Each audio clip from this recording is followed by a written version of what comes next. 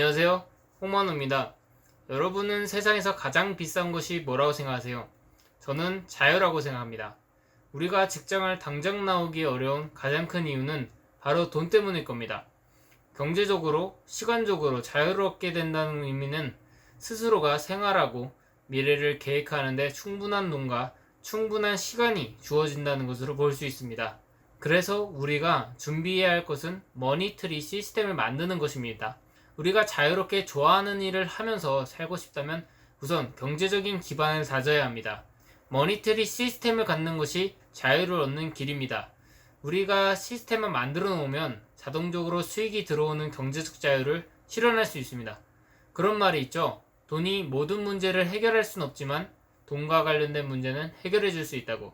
사람이 살면서 가장 많이 문제가 되는 게 돈과 인간관계에 대한 문제입니다. 우리가 경제적 자유인이 되어서 평생 하고 싶은 것만 하면서 살 수 있다면 그만큼 즐겁고 행복한 삶도 없을 겁니다. 여기서 핵심은 머니터리 시스템을 어떻게 구축하는가입니다. 먼저 머니터리 시스템에는 여러가지 카테고리로 나뉩니다. 부의 추월차선, 평생 월급보장 프로젝트, 나는 직장 없이도 10억 번다, 지속적 소득 등 여러가지 책을 참고했을 때 부의 추월차선의 카테고리가 적절하다고 판단합니다. 그가 말하는 시스템은 첫 번째가 임대 시스템, 두 번째가 소프트웨어 시스템, 세 번째가 컨텐츠 시스템, 네 번째가 유통 시스템, 다섯 번째가 인적자원 시스템으로 총 5가지입니다. 임대 시스템은 말 그대로 차량 또는 부동산 등을 대여해줘서 수익을 얻는 방식입니다. 요새 등장하는 새로운 임대 시스템은 강남에서 킥보드를 빌려 타는 것으로 흔히 볼 수 있고, 말이나 항만 규제 완화법이 통과되면서 요트로 숙박시설을 하는 업체가 많이 늘은 것을 볼 수 있습니다. 임대 시스템의 성공 열쇠는 다수가 원하고 개인이 쉽게 얻기 어려운 것으로 다뤄야 한다는 점입니다. 강남은 언덕이 많은 지형이라 걷기 편한 지역은 아닙니다. 그렇기에 이동하기 쉬운 킥보드에 대한 수요가 있고, 개인 킥보드를 갖고 다니기에는 구매해야 하고 너무 무겁고 불편하니 임대 시스템이 활성화되었습니다. 요트도 마찬가지입니다. 쓸만한 37피트 이상의 중고 요트는 최소 1억 5천 이상으로 고가입니다.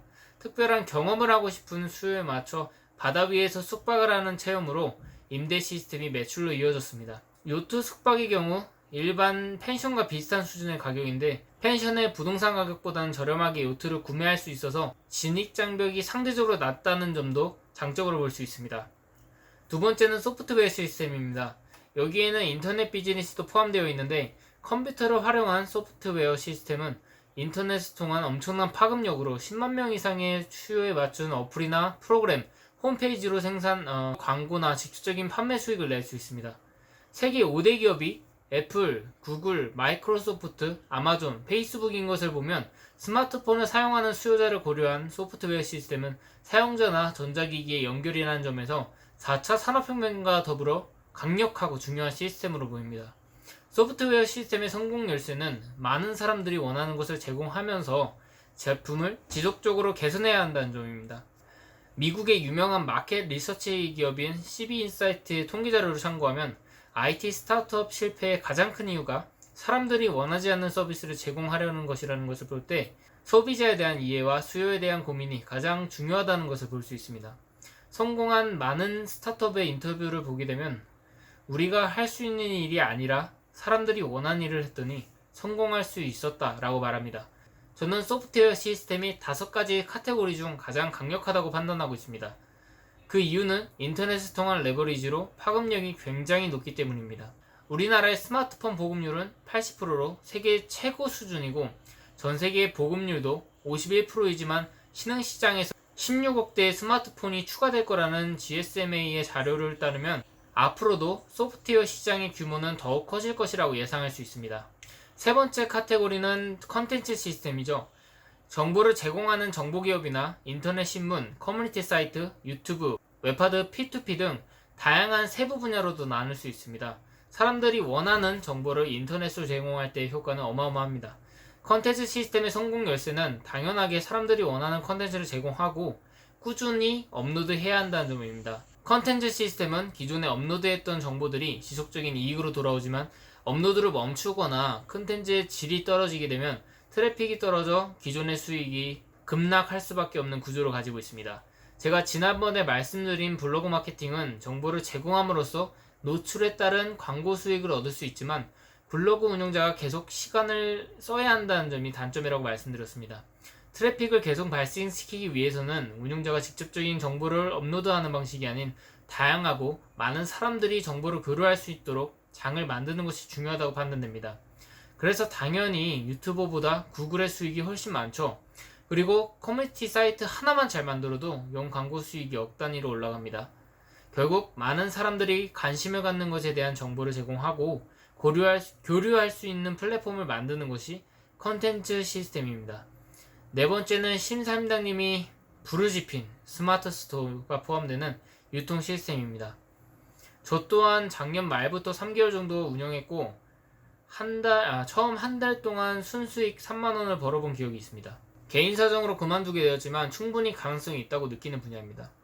유통 시스템은 중개 서비스라고 볼 수 있을 것 같습니다. 생산자와 소비자를 연결시켜주는 중간 플랫폼으로 연결을 시켜주고 마진을 먹는 방식으로 수익을 얻습니다. 연결시키는 업무만 전산화하여 자동화한다면 충분히 좋은 머니터리 시스템이라고 볼 수 있습니다. 스마트 스토어뿐만 아니라 음식, 식재료, 건축자재, 세상의 어떠한 생산품일지라도 유통 시스템에 종속시킬 수 있다는 점이 매력적으로 느껴집니다. 질 좋은 상품과 지속적인 개선 상품을 꾸준히 제공한다면 지속 가능성을 얻을 수 있지만 아쉽게도 세상에 존재하는 상품 수가 워낙 많고 생산을 독점하기 어렵기 때문에 치열한 경쟁 속에 놓여 있어서 다른 시스템보다 마케팅에 대한 중요도가 높아 보입니다. 유통 시스템의 성공 열쇠는 많은 사람들이 원하는 질 좋은 상품을 보는 눈, 그런 상품을 소싱하고 마케팅하는 능력이라고 생각됩니다. 마지막 시스템은 인적자원 시스템입니다. 이 부분은 인터넷을 적극적으로 활용하기 어렵기 때문에 폭발적인 수익을 얻기는 어렵다고 생각합니다.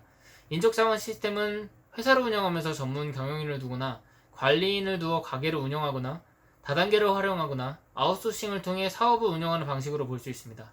아웃소싱을 즉 외주를 주는 것이 추후에 업무를 자동화하는 큰 부분이라고 생각하지만 머니터리 시스템의 직접적인 부분이라고 생각되지는 않습니다.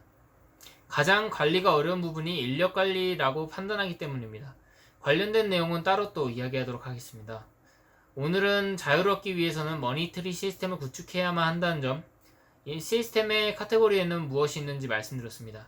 내가 어디에 위치하고 있고 가야 하는 곳이 어디인지를 파악하여 어떤 길이 빠른 길인지 판단하는 것이 중요하다고 생각합니다. 그 빠른 길을 가는데 도움을 주는 것이 머니터리 시스템이라 생각하고요. 2년 안에 퇴직을 하는데 꼭 필요한 것이라고 판단합니다.